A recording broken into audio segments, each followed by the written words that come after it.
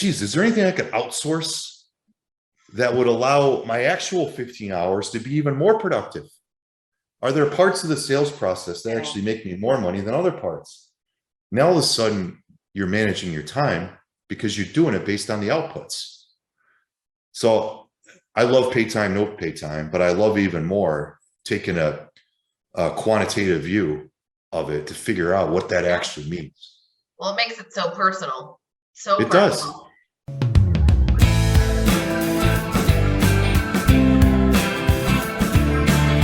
Hi, everybody. It's Pete Oliver. Welcome to the Emerge on Purpose podcast. This podcast is for sales reps and managers who want to become better leaders.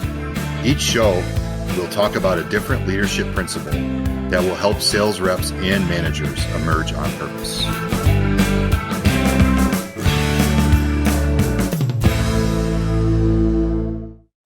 All right, Pete, here we are for another episode of Emerge on Purpose. We're talking about time today, our most valuable asset. I said that at the end of our last podcast. And we're going to do everything in our power to keep this one a little bit tighter and shorter, as we know that people are always seeking ways to hack time and trick time to maximize and be more efficient. So what direction would you like to take us today as we dive into time hacks for salespeople and really anybody, but sales really anybody? Yeah, 15 minutes. Let's keep it to 15 minutes. All righty. I got my eye on the clock.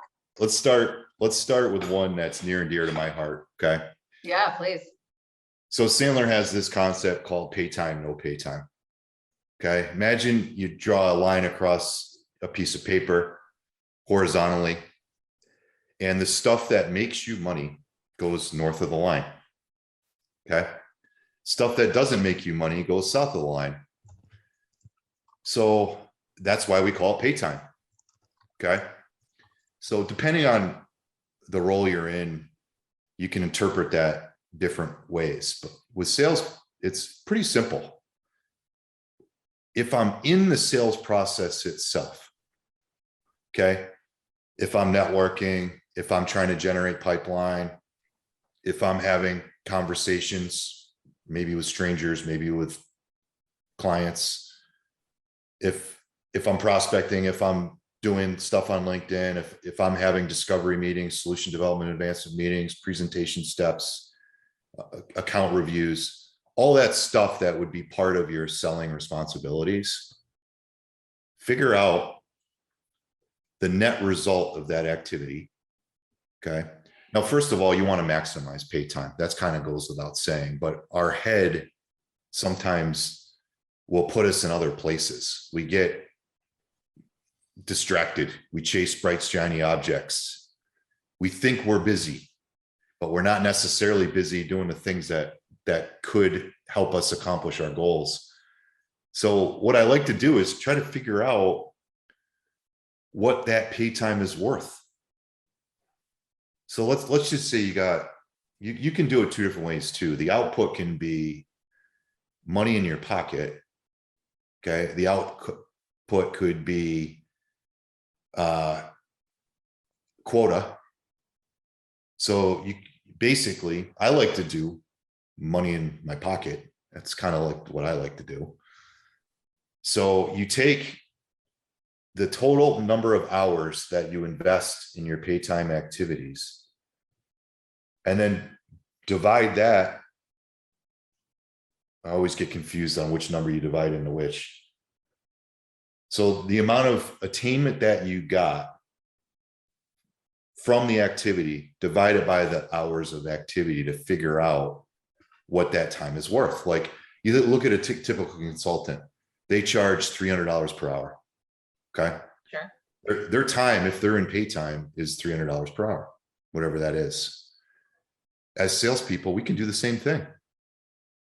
Okay. Take all of that activity, figure out what you achieved because of it, divide it, and then know what your own hourly rate is. When you know what that number is, it makes you want to do more of it. Now all of a sudden you're thinking, am I fully utilized? is my 12 minutes a week where I'm actually selling something, is that fully utilized? Or maybe should I try to get it up to 10 hours a week?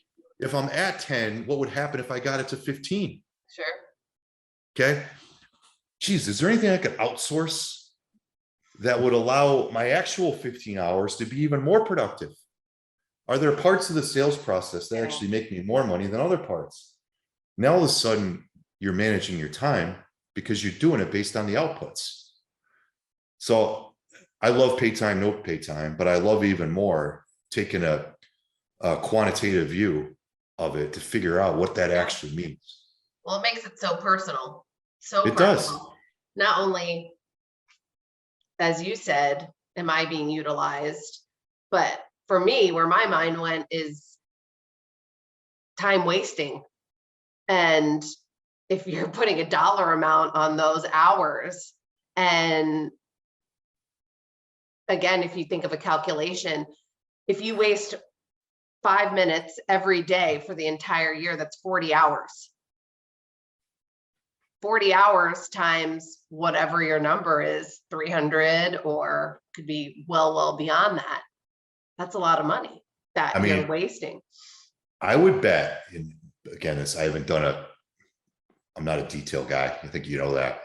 I would bet what we just talked about is a gigantic scotoma for a lot of salespeople out there. I bet you most of them don't know what a selling hour is worth to them. I would agree. You're probably right. And then, you know what, it can get more complicated. Let's pretend you have two responsibilities. Both of them make the company money. Like in our case, we sell and we train. Okay. That's what we do. It's our product. So we're a part of the delivery process too, not just the sales process. So in some cases, you might want to put a quantitative dollar amount on the different roles that you play, and then determine what the right balance is going to be between those roles. Sure. So all of that's important, especially if you've got a team, especially if there's a team dynamic associated with it, because one person's ratio is not going to be the same as another person's ratio. Right. Their value quotient, if you will, might be completely different. Mm-hmm. So to me, that's one. And I know we said 15 minutes, so let's roll. Yeah, let's do it. Number two. Oh, that's awesome. I would say the time matrix. So that's something I think a lot of people are aware of, maybe or maybe not, where there are 4 different buckets and you grid them based upon an urgency. So that to me is a great way to make a list, or a great way to be mindful of your time and watch what you do, or especially if you're in a management or leadership position, how you can get some things off your plate. Do you leverage that at all? So the Covey matrix, important. Right. Yep. Urgent. Exactly. Yep. So the 4 buckets, draw 2 by 2. Up top, you have important, yes or no. Along the side, you have urgent, yes or no. Mm-hmm. Okay. So let me ask you a question. So time management wise, give me one word for each of the 4 buckets. Okay. Let's do important and urgent. When it comes to important and urgent, those are going to be tasks with clear deadlines and consequences if they don't happen. So do. Okay, do it. Good. Like, I guess that's 2 words. Okay, important, but not urgent. Important, urgent. So not urgent. That would be, they would bring me closer to a long-term goal, but not a deadline. So schedule it. Schedule it. Okay, important, not urgent. Do it. Important, not urgent. Schedule it. Important, urgent. Do it. Okay. How about not important and urgent? Not important and urgent. If it's not important to me, that probably means it doesn't need my expertise in order to be completed. So that means if it could get done by somebody else. So delegate. Delegate. Cool. Okay. Not important, not urgent. Delete it. Okay. Or that's an easy one. Or in my case, let them pile up. I was just going to say, how many of those emails fit into that category? Yeah. I mean, they're just distractions maybe, or don't add real value, which can be hard, like even I used to do it is with an old boss. Is this a now or a sometime you want it to happen, or a never? Like, is this just an idea you're throwing out there, but you really don't ever care that it happens? It's just this weird random idea. So yeah, you have to be discerning. Okay, number 3. How much time do we have left? I want to keep to the 15. We've got 6 minutes. Okay, I think we can do that. Let him give them a couple of minutes back, which our folks might love from a time management perspective. There you go. Okay, so how about this concept of, I'll give you another acronym, RACI.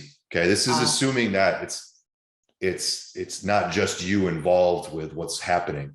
Okay, there's other people involved. And I think understanding, because here, let me just kind of frame the problem. There's this goes on. Never. Not in organizations.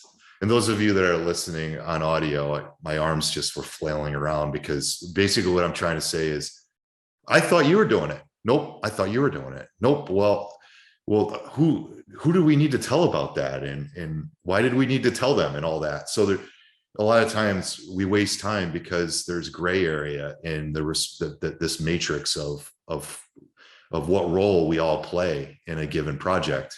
Okay. So let's talk about the R, the A, the C, and the I. What's the R? Responsible. Okay. You're responsible for doing it. Good. What's the A? Accountable. So okay, you're kind of like the cheerleader, supporter. You have to be prepared to jump in to it. And like your head will roll if it doesn't get done. The buck stops with that person, even though somebody on the team is actually responsible. Got it. Yep. Okay. How about the C? Consulted. So who knows about the task, who can tell you more about the task, maybe a stakeholder that's identified. So they know about it, but they're not necessarily working on it. You can go to for questions. Okay. They're in the know. Yep. Like it. Have the answers. And what's the I? Informed. Okay. Is that like a less important in the know kind of deal? Is that what that is? Like you're going to send them the report? Yes. Got it. Yes. Just keep updated on the progress, high level details. Don't get, high level, don't get them into the details. Just let them know the what and when it's going to get done, basically. Maybe that's like the boss, right? Okay. Keep them informed. Okay. So as an example, per se, we have a sales meeting and we're going over our dashboard with our key levers. Yep. Okay. We know who's responsible for updating what's going on inside of the CRM. We also know who's accountable. And then there's teammates that need to be consulted about things or need to be informed, right? And I think everybody does know that role on our team, which is kind of cool. So do we know that for all projects? I think we've proved this week that we may not have known that for all projects. So it does happen. So it's self-awareness and intellectual humility will allow you to continue to get better at time management. But yeah, that's it. So what are they? 3, pay time, no pay time. Number 1, 2, the 2x2 with important and urgent. 3, understand your role in whatever the project is. How's that? Time management under 15 minutes. I freaking love it. And we've got 2 minutes to spare.